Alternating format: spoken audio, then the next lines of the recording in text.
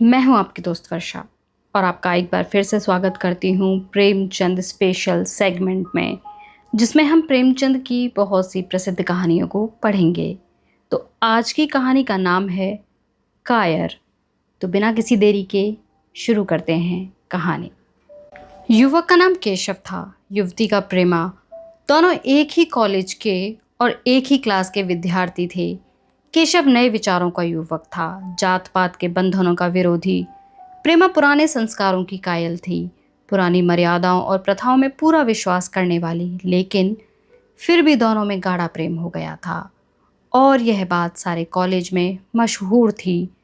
केशव ब्राह्मण होकर भी वैश्य कन्या प्रेमा से विवाह करके अपना जीवन सार्थक करना चाहता था। उसे अपनी माता पिता की परवाह न थी। कुल मर्यादा का विचार भी उसे स्वांग सा लगता था। उसके लिए कोई सत्य वस्तु थी तो प्रेम थी, किंतु प्रेमा के लिए माता पिता और कुल परिवार के आदेश के विरुद्ध एक कदम बढ़ाना भी असंभव था। संध्या का समय है। विक्टोरिया पार्क के एक निर्जन स्थान में दोनों आमने सामने हरियाली पर बैठे हुए हैं। सैर करने वाले एक एक करके विदा हो गए, किंतु ये दोनों अभी वहीं बैठे हुए हैं।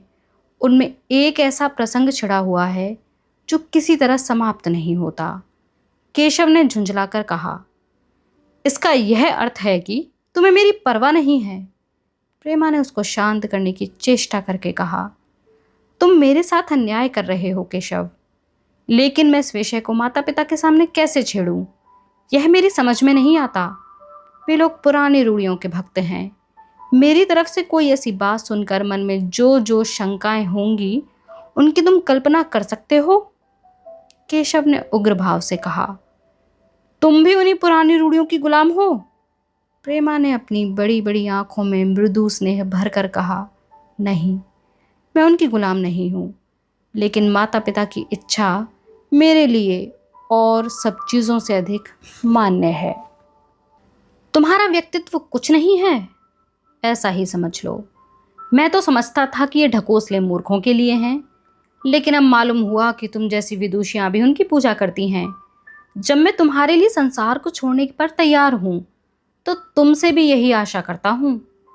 प्रेमा ने मन में सोचा, मेरा अपने देह पर क्या अधिकार है। जिन माता पिता ने अपने रक्त से मेरी सृष्टि की है और अपने स्नेह से उसे पाला है, उनकी मर्जी के खिलाफ कोई काम करने का उसे कोई हक नहीं है। उसने दीनता के साथ केशव से कहा, क्या प्रेम स्त्री और पुरुष के रूप में ही रह सकता है, मैत्री के रूप में नहीं?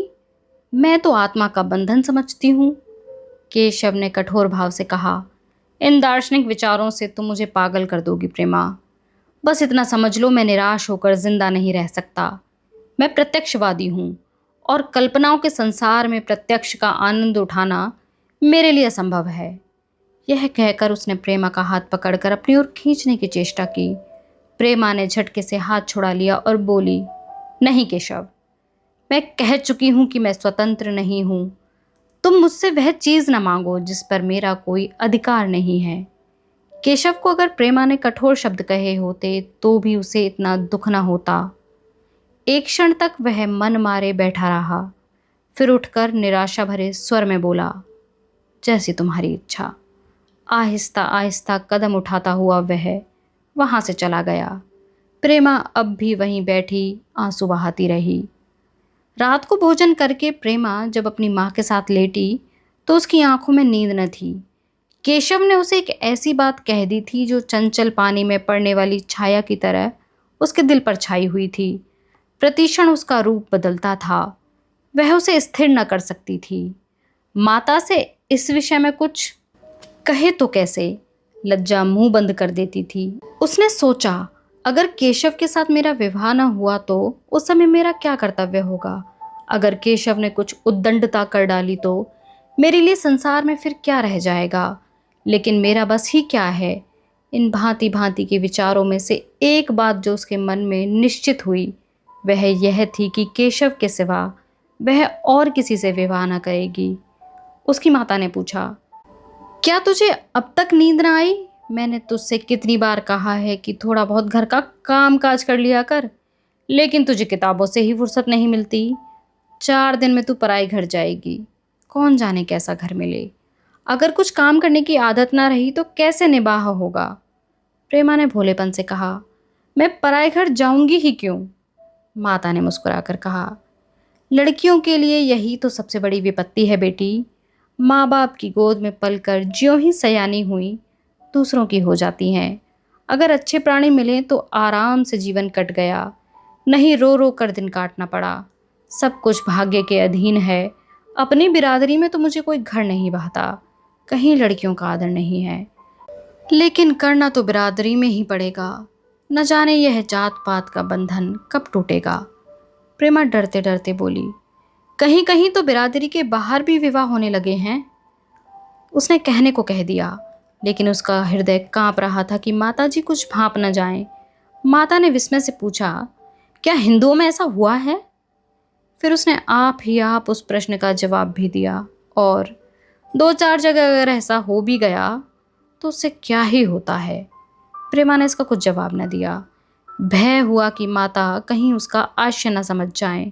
उसका भविष्य एक अंधेरी खाई की तरह उसके सामने मुंह खोले खड़ा था, मानो से निकल जाएगा। उसे न जाने कब नींद आ गई। प्रातःकाल प्रेमा सोकर उठी तो उसके मन में एक विचित्र साहस का उदय हो गया था। सभी महत्वपूर्ण फैसले हम आकस्मिक रूप से ही लिया करते हैं, मानो कोई दैवी शक्ति हमें उनकी ओर खींच ले जाती है। वही हालत प्रेमा की थी। कल तक वह माता पिता के निर्णय को मान्य समझती थी, पर संकट को सामने देखकर उसमें उस वायु की हिम्मत पैदा हो गई जिसके सामने कोई पर्वत आ गया हो। वही मंद वायु प्रबल वेग से पर्वत के मस्तक पर चढ़ जाती है और उसे कुचलती हुई दूसरी तरफ जा पहुंचती है। प्रेमा मन में सोच रही थी, मानो यह देह माता पिता की है, किंतु आत्मा तो मेरी है। मेरी आत्मा को जो कुछ भुगतना पड़ेगा वह इसी देह से तो भुगतना पड़ेगा। अब वह इस विषय में संकोच करना अनुचित ही नहीं घातक समझ रही थी। अपने जीवन को क्यों एक झूठे सम्मान पर बलिदान करे। उसने सोचा, विवाह का आधार अगर प्रेम न हो तो वह देह का विक्रय है। आत्मसमर्पण तो बिना प्रेम के भी हो सकता है। इस कल्पना से ही न जाने किस अपरिचित युवक से उसका विवाह हो जाएगा। उसका हृदय विद्रोह कर उठा। वह अभी नाश्ता करके कुछ पढ़ने ही जा रही थी कि उसके पिता ने प्यार से पुकारा, मैं कल तुम्हारे प्रिंसिपल के पास गया था, वे तुम्हारी बड़ी तारीफ कर रहे थे। प्रेमा ने सरल भाव से कहा, आप तो यूं ही कहा करते हैं, नहीं सच। यह कहते हुए उन्होंने अपनी मेज़ की दराज खोली और मखमली चौखटों में जड़ी हुई एक तस्वीर निकालकर उसे दिखाते हुए बोले, यह लड़का IAS के इम्तिहान में प्रथम आया है। इसका नाम तो तुमने सुना होगा। बूढ़े पिता ने एक ऐसी भूमिका बांध दी थी कि माँ उनका आशय न समझ सकी, लेकिन प्रेमा भांप गई। उसका मन तीर की भांति लक्ष्य पर जा पहुंचा। उसने बिना तस्वीर की ओर देखे ही कहा, नहीं, मैंने तो उसका नाम नहीं सुना। पिता ने बनावटी आश्चर्य से कहा, क्या तुमने उसका नाम ही नहीं सुना? आज के दैनिक पत्र में उसका चित्र और जीवन वृत्तांत छपा है। प्रेमा ने रुखाई से जवाब दिया, होगा, मगर मैं तो उस परीक्षा का कोई महत्व नहीं समझती। मैं तो समझती हूँ जो लोग इस परीक्षा में बैठते हैं वे पल्ले सिरे के स्वार्थी होते हैं। आखिर उनका उद्देश्य इसके सिवा आखिर और क्या होता है कि अपने गरीब निर्धन दलित भाइयों पर शासन करें और खूब सारा धन संचय करें। यह तो जीवन का कोई ऊंचा उद्देश्य नहीं है। इस आपत्ति में जलन थी, अन्याय था, निर्दयता थी। पिताजी ने समझा था प्रेमा यह बखान सुनकर लट्टू हो जाएगी। यह जवाब सुनकर तीखे स्वर में बोले, तू तो ऐसी बात कर रही है जैसे तेरे लिए धन और अधिकार का कोई मूल्य ही नहीं। प्रेमा ने ढिठाई से कहा, हाँ, मैं तो इसका मूल्य नहीं समझती। मैं तो आदमी में त्याग देखती हूँ। मैं ऐसे युवकों को जानती हूँ जिन्हें यह पद जबरदस्ती भी दिया जाए तो स्वीकार न करेंगे। पिता ने उपहास के ढंग से कहा, यह तो आज मैंने नई बात सुनी। मैं तो देखता हूँ कि छोटी छोटी नौकरियों के लिए लोग मारे मारे फिरते हैं। मैं ज़रा उस लड़के की सूरत देखना चाहता हूँ जिसमें इतना त्याग हो। मैं तो उसकी पूजा करूँगा।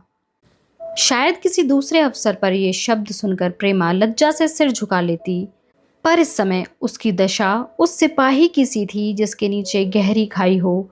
आगे बढ़ने के सिवा उसके लिए और कोई मार्ग न था। अपने आवेश को संयम से दबाती हुई, आंखों में विद्रोह भरे, वह अपने कमरे में गई और केशव के कई चित्रों में से वह एक चित्र चुनकर लाई जो उसकी निगाह में सबसे खराब था और पिता के सामने रख दिया। बूढ़े पिता ने चित्र को उपेक्षा के भाव से देखना चाहा, लेकिन पहली दृष्टि में ही उसने उन्हें आकर्षित कर लिया। ऊंचा कद था और दुर्बल स्वास्थ्य और संयम का परिचय दे रहा था।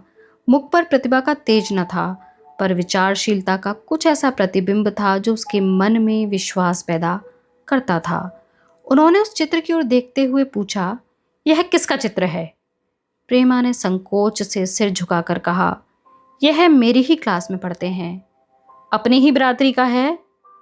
प्रेमा की मुख मुद्रा धूमिल हो गई। इसी प्रश्न के उत्तर पर उसकी किस्मत का फैसला हो जाएगा। उसके मन में पछतावा हुआ कि व्यर्थ में इस चित्र को यहाँ लाई। उसमें एक क्षण के लिए जो दृढ़ता आई थी, वह इस पैने प्रश्न के सामने कातर हो गई। दबी हुई जबान में बोली, जी नहीं, यह ब्राह्मण है। और यह कहने के साथ ही शुद्ध होकर अपने कमरे से निकल गई, मानो यहाँ की वायु में उसका गला घुटा जा रहा हो और दीवार की आड़ में होकर रोने लगी। लाला जी को तो पहले ऐसा क्रोध आया कि प्रेमा को बुलाकर साफ साफ कह दें कि यह असंभव है। वे उसी गुस्से में दरवाजे पर आए, लेकिन प्रेमा को रोते देखकर नम्र हो गए। इस युवक के प्रति प्रेमा के मन में क्या भाव थे, यह उनसे छिपा न रहा। वे स्त्री शिक्षा के पूरे समर्थक थे, लेकिन इसके साथ ही कुल मर्यादा की रक्षा भी करना चाहते थे। अपनी ही जाति के सुयोग्य वर्ग के लिए अपना सर्वस्व अर्पण कर सकते थे, लेकिन उस क्षेत्र के बाहर कुलीन से कुलीन और योग्य से योग्य वर्ग की कल्पना भी उनके लिए असहनीय थी। इससे बड़ा अपमान वे सोच ही न सकते थे। उन्होंने कठोर स्वर में कहा, आज से कॉलेज जाना बंद कर दो। अगर शिक्षा कुल मर्यादा को डुबोना ही सिखाती है तो कुशिक्षा है। प्रेमा ने कातर ढंग से कहा, परीक्षा तो समीप आ रही है। लाला जी ने दृढ़ता से कहा, आने दो, और फिर अपने कमरे में जाकर विचारों में डूब गए। 6 महीने गुजर गए। लाला जी ने घर में आकर पत्नी को एकांत में बुलाया और बोले, जहाँ तक मुझे मालूम हुआ है, केशव बहुत ही सुशील और प्रतिभाशाली युवक है। मैं तो समझता हूँ कि प्रेमा इस शोक में घुल घुल कर प्राण दे देगी। तुमने भी समझाया, मैंने भी समझाया, दूसरों ने भी समझाया, पर उस पर कोई असर ही नहीं होता। ऐसी दशा में हमारे लिए क्या उपाय है? उनकी पत्नी ने चिंतित भाव से कहा, कर तो दोगे, लेकिन रहोगे कहाँ? न जाने कहाँ से यह कुलक्षणी मेरी कोख में आ गई। लाला जी ने भव्य सिकोड़कर तिरस्कार के साथ कहा, यह तो 1000 दफा सुन चुका, लेकिन कुल मर्यादा के नाम को कहाँ तक रोएं? चिड़िया का पर खोलकर यह आशा करना कि वह तुम्हारे आंगन में ही फुदकेगी, यह भ्रम है। मैंने इस प्रश्न पर ठंडे दिल से विचार किया है और इस नतीजे पर पहुंचा हूं कि हमें इस आपद धर्म को स्वीकार कर ही लेना चाहिए। कुल मर्यादा के नाम पर मैं प्रेमा की हत्या नहीं कर सकता। दुनिया हंसती हो हंसे, मगर वह जमाना बहुत जल्द आने वाला है जब ये सभी बंधन टूट जाएंगे। आज भी सैकड़ों विवाह जात पात के बंधनों को तोड़कर हो चुके हैं। अगर विवाह का उद्देश्य स्त्री और पुरुष का सुखमय जीवन है, तो हम प्रेमा की उपेक्षा नहीं कर सकते हैं। वृद्धा ने शुद्ध होकर कहा, जब तुम्हारी यही इच्छा है, तुम मुझसे क्या पूछते हैं? लेकिन मैं कह देती हूँ कि मैं इस विवाह के नज़दीक न जाऊंगी, न कभी इस छोकरी का मुंह देखूंगी। समझ लूंगी, जैसे और सब लड़के मर गए, वैसे यह भी मर गई। तो फिर आखिर तुम क्या करने को कहती हो? क्यों नहीं उस लड़के से विवाह कर देते? उसमें क्या बुराई है? वह 2 साल में सिविल सर्विस पास करके आ जाएगा। केशव के पास रखा क्या है? बहुत होगा किसी दफ्तर में क्लर्क हो जाएगा। और अगर प्रेमा प्राण हत्या कर ले तो कर ले। तुम तो उसे और शय देते हो। जब उसे हमारी परवाह नहीं है तो हम उसके लिए अपने नाम को क्यों कलंकित करें? प्राण हत्या करना कोई खेल नहीं है, यह सब धमकी है। मन घोड़ा है, जब तक उसे लगाम न दो, पुट्ठे पर हाथ भी न रखने देता। जब उसके मन का यह हाल है तो कौन कहे केशव के साथ जिंदगी भर निभा करेगी? जिस तरह आज उससे प्रेम है, उसी तरह कल दूसरे से हो सकता है। तो क्या पत्ते पर अपना मांस बिकवाना चाहते हो? लाला जी ने स्त्री को प्रश्न सूचक दृष्टि से देखकर कहा, और अगर वह कल जाकर खुद केशव से विवाह कर ले तो तुम क्या कर लोगी? फिर तुम्हारी कितनी इज्जत रह जाएगी? वह चाहे संकोचवश या हम दोनों के लिहाज से यूं ही बैठी रहे, पर यदि जिद पर कमर बांध ले तो हम तुम कुछ नहीं कर सकते। इस समस्या का ऐसा भीषण अंत भी हो सकता है। यह इस वृद्धा के ध्यान में भी ना आया। यह प्रश्न बम के गोले की तरह उसके मस्तक पर गिरा। एक क्षण तक वह अवाक बैठी रह गई, मानो इस आघात ने उसकी बुद्धि की धज्जियां उड़ा दी हों। फिर पराभूत होकर बोली, तुम्हें अनोखी कल्पनाएं सूझती हैं। मैंने तो आज तक कभी भी नहीं सुना कि किसी कुलीन कन्या ने अपनी इच्छा से विवाह किया हो। तुमने ना सुना हो, लेकिन मैंने सुना है और देखा है, और ऐसा होना बहुत संभव है। जिस दिन ऐसा होगा उस दिन तुम मुझे जीती ना देखोगे। मैं यह नहीं कह सकता कि ऐसा होगा ही, लेकिन होना संभव है। तो जब ऐसा होना होगा तो इससे तो यही अच्छा है कि हम ही इसका प्रबंध करें। जब नाक ही कट रही है तो तेज छुरी से क्यों ना कटे। कल केशव को बुलाकर देखो क्या कहता है। केशव के पिता सरकारी पेंशनर थे, मिजाज के चिड़चिड़े और कृपण। धर्म के आडंबरों में ही उनके चित्त को शांति मिलती थी। कल्पना शक्ति का अभाव था, किसी के मनोभावों का सम्मान न कर सकते थे। वे अब भी उस संसार में रहते थे जिसमें उन्होंने अपने बचपन और जवानी के दिन काटे थे। नवयुग की बढ़ती हुई लहर को वे सर्वनाश कहते थे, और कम से कम अपने घर को दोनों हाथों और दोनों पैरों का जोर लगाकर उसे बचाए रखना चाहते थे। इसलिए जब एक दिन प्रेमा के पिता उनके पास पहुंचे और केशव से प्रेमा के विवाह का प्रस्ताव किया, तो बूढ़े पंडित जी अपने आपे में न रह सके। धुंधली आंखें फाड़कर बोले, आप भंग तो नहीं खा गए हैं? इस तरह का संबंध, और चाहे कुछ भी हो, विवाह नहीं है।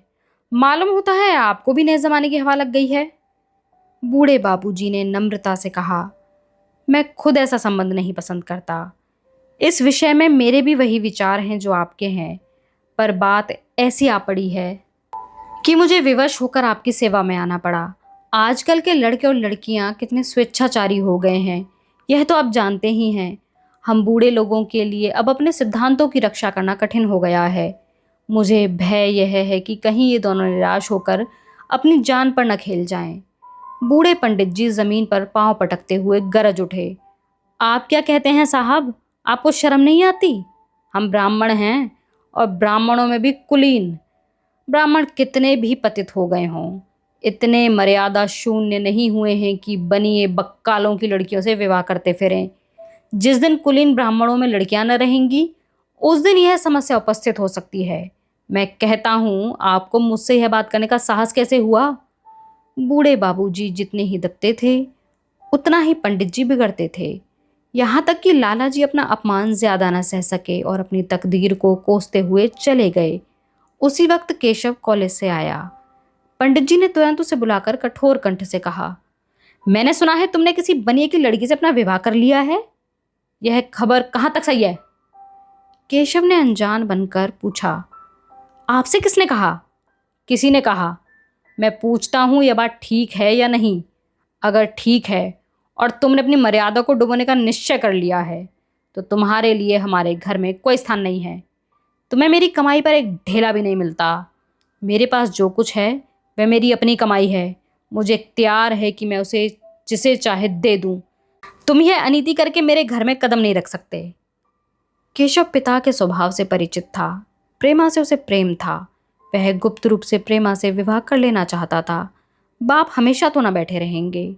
माता के स्नेह पर उसे विश्वास था। उस प्रेम की तरंग में वह सारे कष्टों को झेलने के लिए तैयार मालूम होता था। लेकिन जैसे कोई कायर सिपाही बंदूक के सामने जाकर हिम्मत खो बैठता है और कदम पीछे हटा लेता है, यही दशा केशव की हुई। वह साधारण युवकों की तरह सिद्धांतों के बड़े बड़े तर्क कर सकता था, जबान से उनमें अपनी भक्ति की दुहाई दे सकता था, लेकिन उसके लिए यातनाएं झेलने की सामर्थ्य उसमें ना थी। अगर वह अपनी जिद पर अड़ा और पिता ने भी अपनी टेक रखी, तो उसका कहाँ ठिकाना लगेगा? उसका जीवन ही नष्ट हो जाएगा। उसने दबी जबान से कहा, जिसने आपसे यह कहा है बिल्कुल झूठ कहा है। पंडित जी ने तीव्र नेत्रों से देखकर कहा, तो यह खबर बिल्कुल गलत है? जी हाँ, बिल्कुल गलत। तो तुम आज ही इसी वक्त उस बनिए को खत लिख दो, और याद रखो, अगर इस तरह की चर्चा फिर कभी उठी तो तुम्हारा सबसे बड़ा शत्रु मैं होऊंगा। बस जाओ। केशव और कुछ न कह सका। वह वहां से चला गया तो ऐसा मालूम होता है कि पैरों में दम नहीं है। दूसरे दिन प्रेमा ने केशव के नाम यह पत्र लिखा, प्रिय केशव, तुम्हारे पूज्य पिताजी ने लाला जी के साथ जो अशिष्ट और अपमानजनक व्यवहार किया है, उसका हाल सुनकर मेरे मन में बड़ी शंका उत्पन्न हो रही है। शायद उन्होंने तुम्हें भी डांट फटकार बताई होगी। ऐसी दशा में मैं तुम्हारा निश्चय सुनने के लिए विकल हो रही हूँ। तुम्हारे साथ हर कष्ट को झेलने को तैयार हूँ। मुझे तुम्हारे पिताजी की संपत्ति का मोह नहीं है। मैं तो केवल तुम्हारा प्रेम चाहती हूँ और उसी में प्रसन्न हूँ। आज शाम को यहीं आकर भोजन करो। दादा और माँ तुमसे मिलने के लिए बहुत इच्छुक हैं। मैं वह स्वप्न देखने में मगन हूँ जब हम दोनों सूत्र में बंध जाएंगे, जो टूटना नहीं जानता, जो बड़ी से बड़ी आपत्ति में भी अटूट रहता है। तुम्हारी प्रेमा। संध्या हो गई और इस पत्र का कोई जवाब ना आया। उसकी माता बार बार पूछती थी, केशव नहीं आए? बूढ़े लाला जी द्वार की ओर आंख लगाए बैठे थे। यहाँ तक कि रात के 9 बज गए, पर न तो केशव ही आए, ना ही उनका पत्र। प्रेमा के मन में भांति भांति के संकल्प विकल्प उठ रहे थे। कदाचित उन्हें पत्र लिखने का अवकाश न मिला होगा, या आज आने की फुर्सत न मिली होगी। कल अवश्य आ जाएंगे। केशव ने पहले उसके पास जो प्रेम पत्र लिखे थे, उन सबको उसने फिर पढ़ा। उनके एक एक शब्द से कितना अनुराग टपक रहा था। उनमें कितना कंपन था, कितनी विकलता, कितनी तीव्र आकांक्षा। फिर उसे केशव के वे वाक्य याद आए जो उसने सैकड़ों ही बार कहे थे। कितनी बार वह उसके सामने रोया था। इतने प्रमाणों के होते हुए निराशा के लिए कहाँ स्थान था, मगर फिर भी सारी रात उसका मन जैसे सूली पर टंगा रहा। प्रातःकाल केशव का जवाब आया। प्रेमा ने कांपते हुए हाथों से पत्र लेकर पढ़ा। पत्र हाथ से गिर गया। ऐसा जान पड़ा मानो उसकी देह का रक्त स्थिर हो गया हो। लिखा था, मैं बड़े संकट में हूँ कि तुम्हें क्या जवाब दूँ। मैंने इधर इस समस्या पर खूब ठंडे दिल से विचार किया है और इस नतीजे पर पहुँचा हूँ कि वर्तमान दशाओं में मेरे लिए पिता की आज्ञा की उपेक्षा करना कठिन है। मुझे कायर न समझना। मैं स्वार्थी भी नहीं हूँ, लेकिन मेरे सामने जो बाधाएं हैं उन पर विजय पाने की शक्ति मुझ में नहीं है। पुरानी बातों को भूल जाओ। उस समय मैंने इन बाधाओं की कल्पना न की थी। प्रेमा ने एक लंबी गहरी जलती हुई सांस खींची और उस खत को फाड़कर फेंक दिया। उसकी आंखों से अश्रुधारा बहने लगी। जिस केशव को उसने अपने अंतःकरण से वर मान लिया था, वह इतना निष्ठुर हो जाएगा, इसकी उसको रत्ती भर भी आशा न थी। ऐसा मालूम पड़ा मानो अब तक वह कोई सुनहला स्वप्न देख रही थी, पर आँख खुलने पर वह सब कुछ अदृश्य हो गया। जीवन में जब आशा ही लुप्त हो गई, तो अब अंधकार के सिवा और क्या रहा। अपने हृदय की सारी संपत्ति लगाकर उसने एक नाव लदवाई थी और वह नाव जलमग्न हो गई। अब दूसरी नाव कौन कहाँ से लदवाए। अगर वह नाव टूटी है तो उसके साथ वह भी डूब जाएगी। माता ने पूछा, क्या केशव का पत्र है? प्रेमा ने भूमि की ओर ताकते हुए कहा, हाँ, उनकी तबीयत अच्छी नहीं है। इसके सिवा वह और क्या कहे। केशव की निष्ठुरता और बेवफाई का समाचार कहकर लज्जित होने का साहस उसमें न था। दिन भर वह घर के काम धंधों में लगी रही, मानो उसे कोई चिंता ही नहीं है। रात को उसने सबको भोजन करवाया, खुद भी भोजन किया और बड़ी देर तक हारमोनियम पर गाती रही। मगर सवेरा हुआ तो उसके कमरे में उसकी लाश पड़ी हुई थी। प्रभात की सुनहरी किरणें उसके पीले मुख को जीवन की आभा प्रदान कर रही थीं। आज की कहानी यहीं समाप्त होती है। आप हमें कमेंट बॉक्स में जाकर यह ज़रूर बताएं कि आपको इस कहानी से क्या शिक्षा मिलती है, अथवा प्रेमचंद अपनी इस कहानी के माध्यम से क्या कहना चाहते थे। मिलते हैं एक नई कहानी के साथ। तब तक के लिए धन्यवाद।